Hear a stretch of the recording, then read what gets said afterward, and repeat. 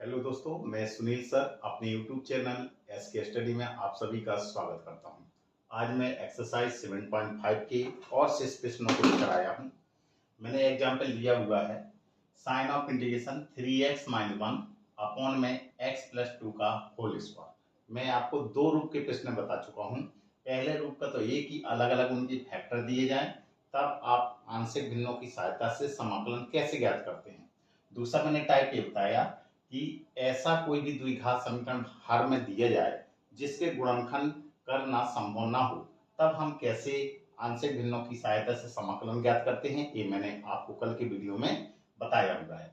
आज मैं इस तरह का प्रश्न लेकर आया हूं कि अगर आपका नीचे का जो हर का गुणनखंड है वो स्क्वायर के रूप में, घात के रूप में दिया हो, तब हम इस टाइप के फलनों का समाकलन हम आंशिक भिन्नों की सहायता से कैसे ज्ञात करते हैं, आइए देखते हैं। तो हल करने के लिए क्या करना है, सबसे पहले प्रश्न को उतार लीजिए। साइन ऑफ इंटीग्रेशन 3x-1 बटे x+2 और उसका होल स्क्वायर, और ये क्या है dx। सबसे पहले तो आपको इसको समीकरण नंबर फर्स्ट मानना है। अंदर का जो दिया जाता है फलन, इसी फलन को हमें आंशिक भिन्न के रूप में बदलना होता है। तो क्या लिखा है 3x-1 बटे x+2 का होल स्क्वायर को आंशिक भिन्न में बदलने पर, तो आइए देखते हैं 3x-1 बटे x+2 का होल स्क्वायर कैसे बदलते हैं। मैंने आपको ये क्रिया विधियां बताई हुई हैं। सबसे पहले ये लिखेंगे a के बटे में, सबसे पहले इस खंड का पहली घात लेंगे, ठीक है। तो x+2 का होल स्क्वायर नहीं लेना है, एक घात लेनी है। स्टेप बाय स्टेप चलेंगे। पहले घात एक, एक के बाद दो, दो के बाद तीन घात। अगर ये तीन घात का होता तो पहले एक घात वाला आएगा, फिर दो घात वाला आएगा, फिर तीन घात वाला आएगा, ठीक है। यहाँ पे b लिखेंगे, b के बटे में x+2 और फिर इसका होल स्क्वायर। इसको समीकरण नंबर सेकंड मान लीजिए। अब इसको आपको क्या करना है, लासा लेना है। तो लासा लेंगे तो यही आएगा आपका x+2 का होल स्क्वायर। इससे एक भाग कट जाएगा तो एक बचेगा, तो x+2 प्लस इससे जी भाग जाएगा तो एक आया, एक का गुणा b में करेंगे तो जी b आ जाएगा। इनको उतार लीजिए 3x-1 बटे x+2 का होल स्क्वायर। जे और जे कट गया, क्लियर। आगे बढ़ाते हैं सवाल को।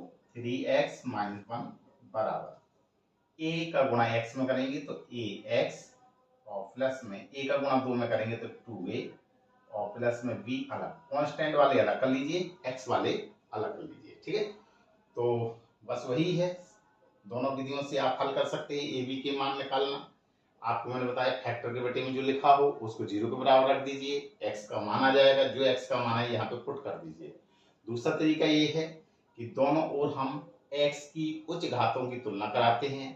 x की पहले बड़ी घात की तुलना कराते हैं, फिर x से छोटी घात की तुलना कराते हैं, फिर अचर पदों की तुलना कराते हैं, ठीक है। तो यहाँ पे तो फिलहाल x ये के लिए लिखा है, तो यहाँ पे लिखेंगे x के गुणांक व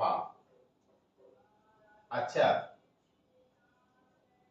पदों की तुलना करने पर, यहाँ जगह नहीं है, इस प्रश्न को यहाँ लगा है। तो x का गुणांक कितना है यहाँ पे a, और यहाँ पर x का जो गुणांक लिखा है वो कितना लिखा है 3, ठीक है। अब अचर पद कितना लिखा है 2a प्लस b, तो 2a प्लस b, यहाँ पे अचर पद कितना लिखा हुआ है -1। यहाँ पे 2 और a का मान आप निकाल चुके हो, 3 प्लस में b बराबर -1, 3 दूना 6 प्लस में b बराबर -1। b का मान निकालेंगे तो इस 6 को इस तरफ पक्षांतर करेंगे, माइनस का 1, 6 इस तरफ जाएगा तो माइनस का 6, और b बराबर -7। a और b दोनों के मान आ चुके हैं। अब a और b के मान आपको समीकरण नंबर सेकंड में रख देना है। तो लिखेंगे a एवं b के मान समीकरण नंबर सेकंड में रख दीजिए।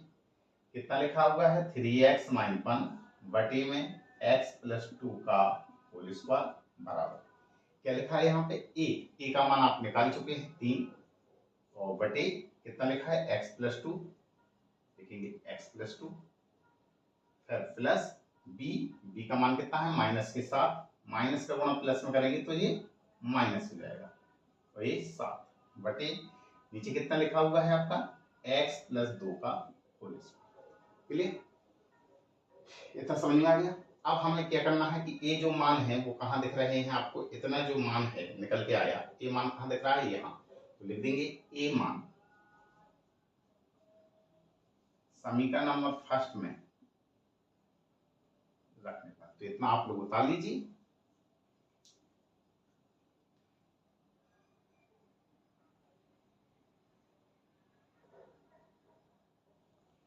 अब इस प्रश्न को आगे बढ़ाते हैं। ये मान कहाँ पे रखना है, समीकरण नंबर फर्स्ट में रख दीजिए। साइन ऑफ इंटीग्रेशन इस पूरे के स्थान पर क्या लिखा है ए 3 अपॉन में x प्लस 2। आपको इसको हल नहीं करना है, हल करोगे तो यही आ जाएगा आपका, इसलिए आपको हल नहीं करना है। जो आंशिक भिन्न से टूट के आएगा उसको आपको हल करने की जरूरत नहीं।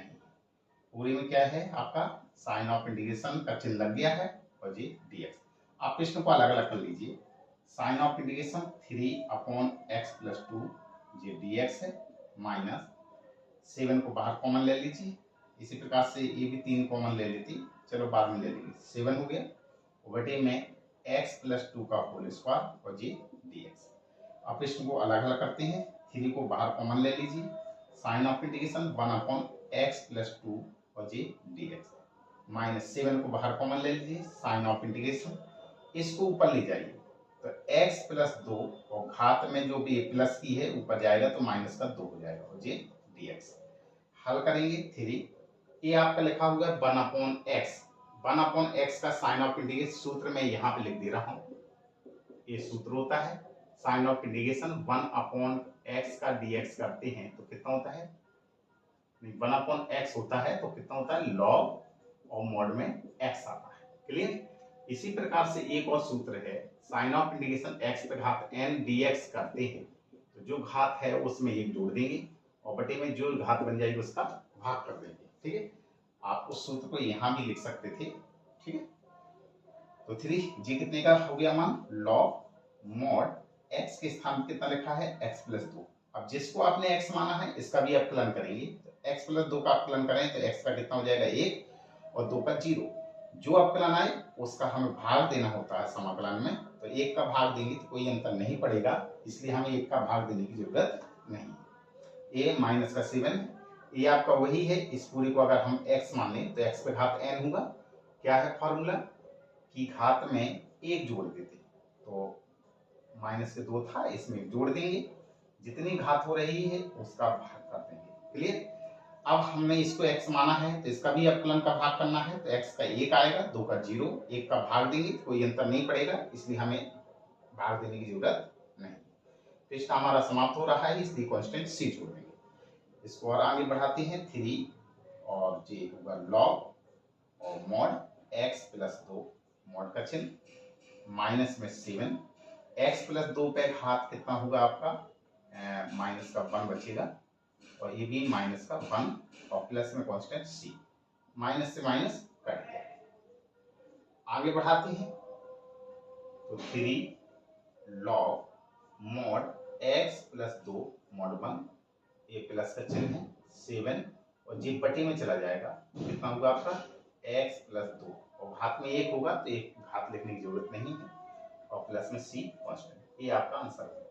और ज्यादा हल करने चाहते हैं तो लॉग की प्रॉपर्टी लगा सकते हैं हम। जो 3 जी बाहर लिखा हुआ है ये इसकी घात के रूप में चला जाएगा, तो इसको यहाँ कर दे रहा हूँ यदि आगे हल करना हो तो, नहीं तो आंसर आ गया है।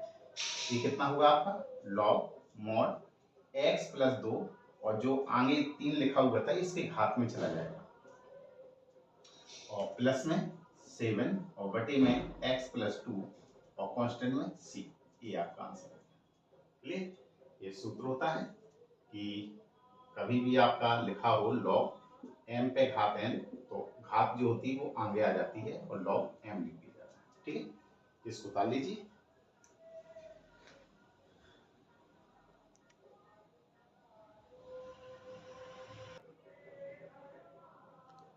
एक और प्रश्न लेते हैं, ये लिखा हुआ है, इसको आपको हल करना है। सबसे पहले प्रश्न को उतार लीजिए।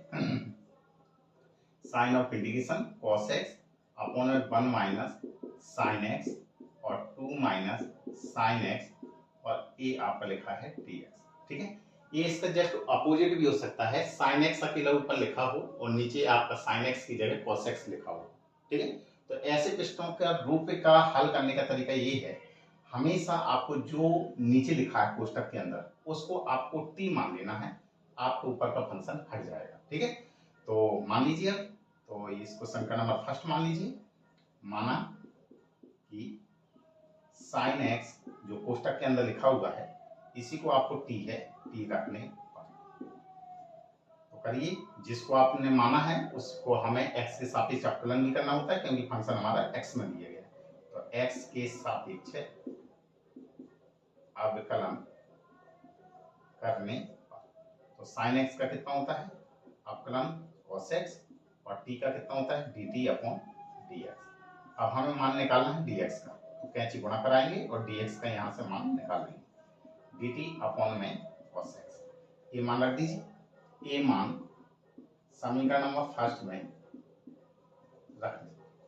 तो ये होगा sign of integration cos x से कुछ मतलब ही नहीं है, रख दीजिए 1 माइनस साइन x की जगह आपने t माना हुआ है, 2 माइनस इसको भी t माना है साइन x को और dx की जगह कितना माना है dt अपॉन cos x। ठीक है, cos x से cos x कट जाएगा, तो ये कितना आया साइन ऑफ इंटीग्रेशन और dt अपॉन में 1 माइनस टी और 2 माइनस टी। अब ये आपको लगाने का पूरा तरीका आंशिक भिन्न की तरह बिल्कुल सिंपल तरीका है। अब इसको आप आंशिक भिन्न के रूप में इसको बदल सकते हैं। तो प्रश्न को अब यहाँ sign of integration dt upon में 1 माइनस टी और 2 माइनस टी, इसको समीकरण नंबर सेकंड मान लीजिए आप।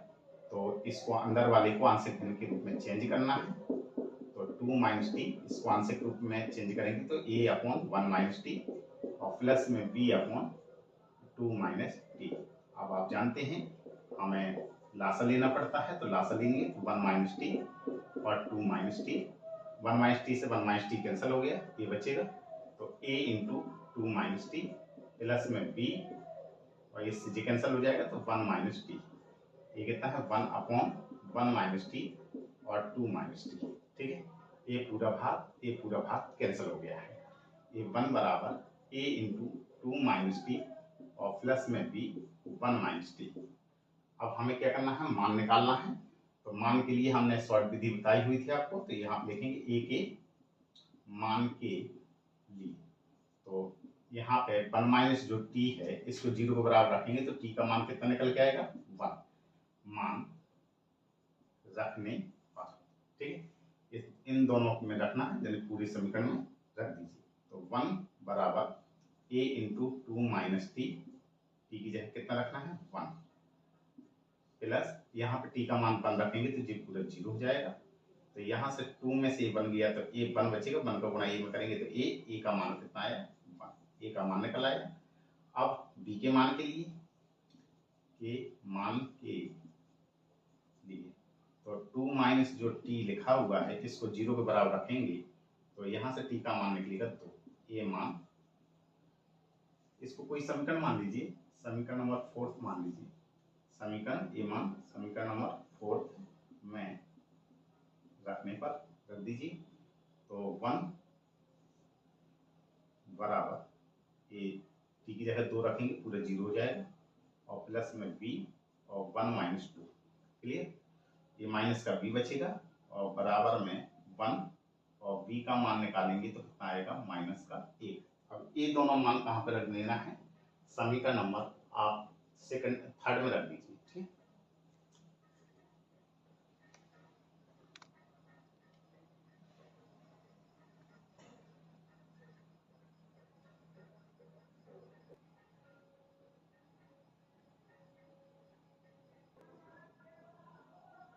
अब हम क्या करेंगे, ए और बी के जो मान आए हुए हैं ये मान हम समीकरण नंबर इस सेकंड थर्ड में रख देंगे। ये मैंने मान रख के पहले से ही दिखा दिए हैं, ये मान रखे हुए हैं। फिर ये मान जो यहाँ पे रखे हुए थे थर्ड से समीकरण में समीकरण सेकंड में रख दिया गया है। और फिर इसको लगाने का तरीका मैं आपको पूर्व वीडियो में बता चुका हूँ कि कैसे लगाया जाता है। इनके मान रखिए, इनका समाकलन लिया गया है, फिर इस तरीके से इनको हल कर लिया गया है। ठीक है, ये आप देख सकते हैं। यदि मेरा ये वीडियो आप